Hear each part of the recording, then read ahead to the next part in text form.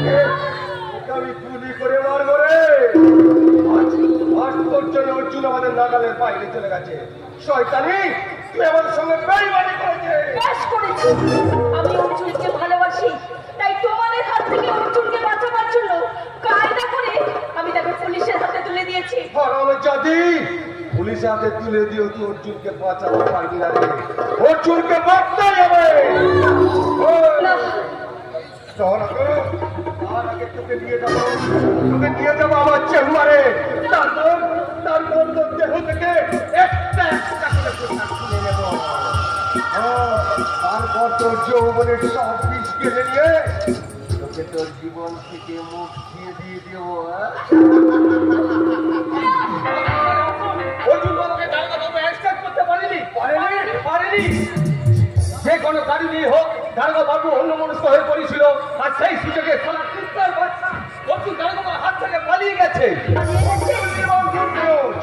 তুমি তাড়াতাড়ি যাও, যেমন করে হোক অর্জুনকে পৃথিবীর বাইরে থেকে সরিয়ে দিতে হবে। কিরে সুন্দরী পল্লবী, পারলে তোর নাগর অর্জুন ভজ্জাতকে বাঁচাতে?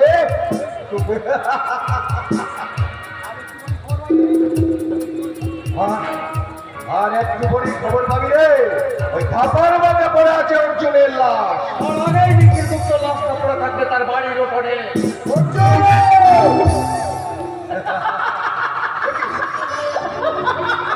আমি গরিবের মতো তোমার রক্তচক্র গ্রাস করছি, তাই অনেক আগেই ওই পিস্তল থেকে আমি গুলিগুলো বার করে নিয়েছি।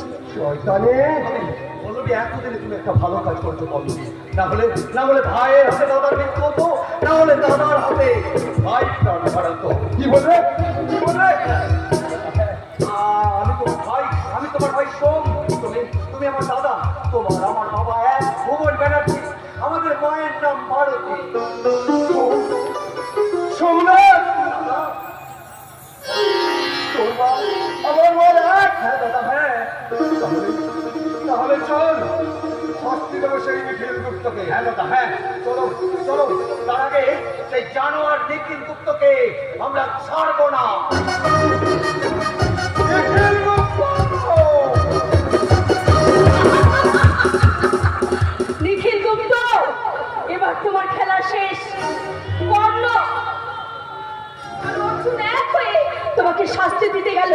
এবার তোমাকে মরতেই হবে। ভুবন ব্যানার্জি থাকতে নিখিল গুপ্তকে কেউ মারতে পারবে না। দারোগা বাবু, ওই নিখিল গুপ্ত আপনার চিরশত্রু, তবু তাকে আপনি ছেড়ে দেবেন? জানি সে আমার শত্রু, কিন্তু সেই শত্রু তো ব্যক্তিগত শত্রু।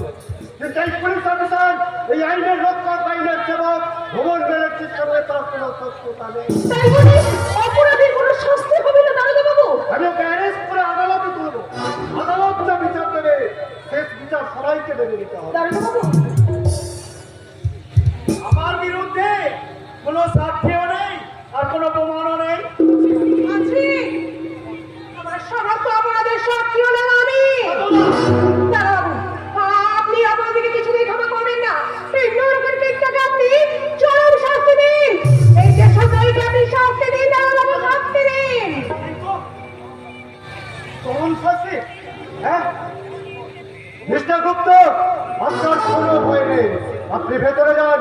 আমি এতক্ষণ আছি, আপনার কেউ কোনো ক্ষতি করতে পারবে না। আপনি মানুষ বাবু, দেবতা। শুনে যাও দেবতা।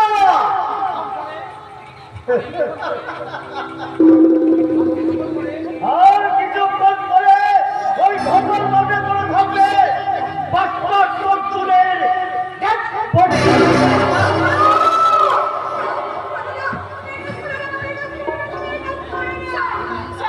দয়া করে আপনি অর্জুনকে পারবেন না স্যার। কি দারুণ দৃশ্য! একজন নায়িকার নায়ককে বাঁচাতে দুজন নায়িকার কি সহানুভূতি! আমি নায়িকা নই। হ্যাঁ রে শয়তানি, তুই তো সহনায়িকা। তাই তুই তোমার স্বর্গ থেকে নরক পর্যন্ত সব ফুলের সাক্ষী, তাই তোকে আমি আমার শাস্তি হবার আগে এই পৃথিবী থেকে সরিয়ে দিলাম।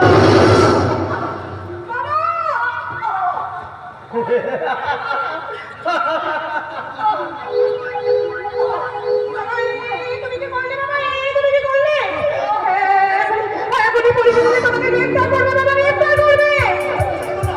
তুমি এখান থেকে পালিয়ে যাও বাবু, যেখানে আর যাবার পরে তুমি পালিয়ে যাও। আমি সেই বিষয়ে দেখতে পারবো না বাবা, যাও যাও, পালিয়ে যাও। না না, তুমি যেমন করে হোক যেখানে হোক পালিয়ে যাও বাবা, পালিয়ে যাও। আমি তোমার এই রিভলভারটা আমার হাতে তুলে দিলাম, আর সেই সঙ্গে তুলে দিলাম তোমার অপরাধের বোঝা। বাবা, প্রেম যে গেল, চূড়ান্ত নিন্দে হচ্ছে জয়ী হলো।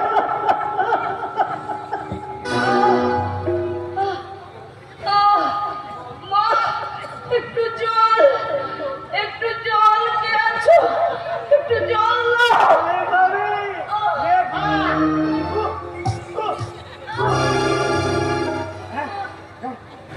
পুলিশ চলে আসবে, এখান থেকে আমায় পালাতে হবে, যেমন করেই হোক ওর করে হাত থেকে আমায় বাঁচতে হবে। জল, একটু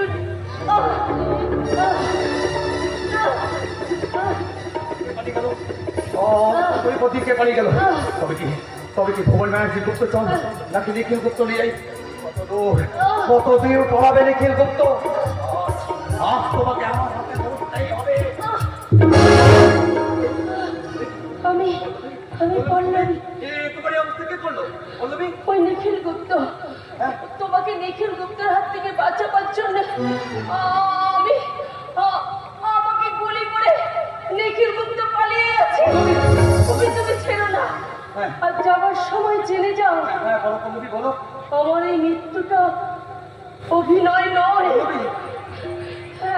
একবার, শুধু যাবার সময় একবার বলো তুমি আমাকে ভালোবাসো, তুমি আমাকে ভুল বুঝেছিলে। পল্লবী, পল্লবী, আমি সত্যি তোমাকে ভুল বুঝেছিলাম পল্লবী। আমি তোমাকে চিনতে পারিনি পল্লবী। তুমি আমাকে ক্ষমা করো পল্লবী। তবে আমি ওই চোদ্দার জমিদার নিখিল গুপ্তদের ছাড়বো না পল্লবী। ওদেরকে আমি বলবো, মালিক সন্ডে মজুদার, তোদের প্রাসাদে জমা আছে কত মৃত মানুষের হাত। আমার কেঁদেছিস তোরা, ভেঙেছিস ঘর বাড়ি, সে কথা কি আমি জীবনে মরণে কখনো বলিতে পারি? আমি তুমি কেউ চিতা তোদের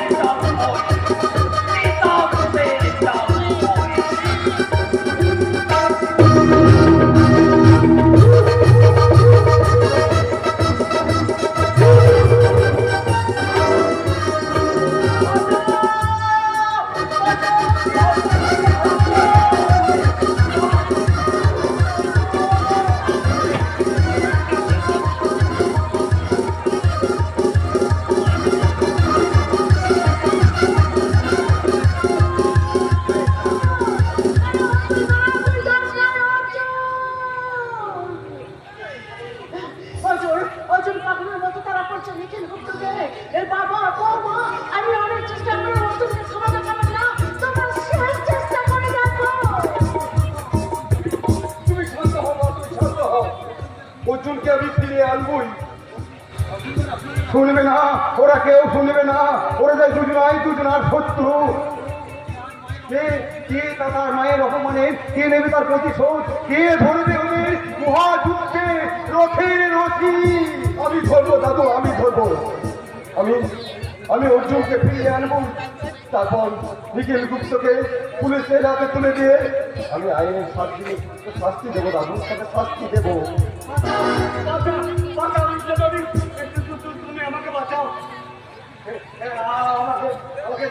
আমি তোকে বাঁচাতে পারি, তোকে তোকে একটা কথা বলতে হবে, এই ভারতী তোর বোনের মতো নয়, শুধুই বোন। আমি তাই বলবো। আপনারা আমাকে দয়া করে বাঁচান। ভারতী ওরে বোন!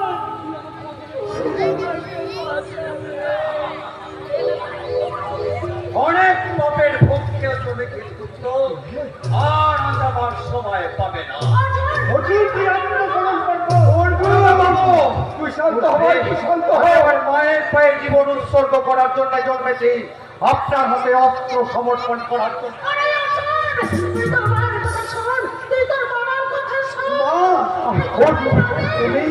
অর্জুন, আমি তোর মায়ের কথা বলছি। অর্জুন, অর্জুন, অর্জুন। আমি আমার কথা তো আমি বলছি। বড় লোক হয় তোমাদের তোমাদের সবাইকে নিয়ে বাঁচার মতো বাঁচবো দাদা, কিন্তু নেকের জন্য।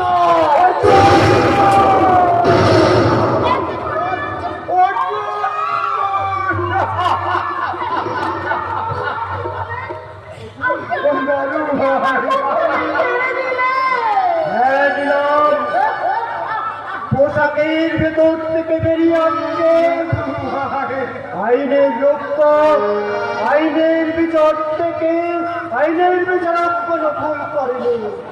পোশাকের ভেতর থেকে বেরিয়ে আসছে সন্তানের বুকে রক্ত। মা, আমার আমার প্রতিজ্ঞা আমাকে তোমার তোমার কথা শুনতে দিল না মা, তাই তাই আমার বুকে আমি আমি তোমার পূজা করলাম।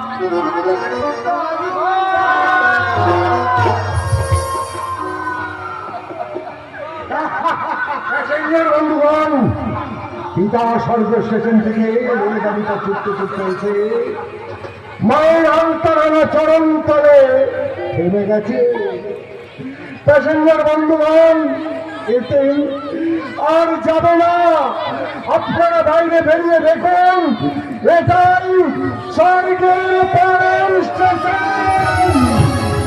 পথের ক্লান্তি ভুলে স্নেহ ভরা তোলে তবে মা বলে তবে শীতল হব আর কত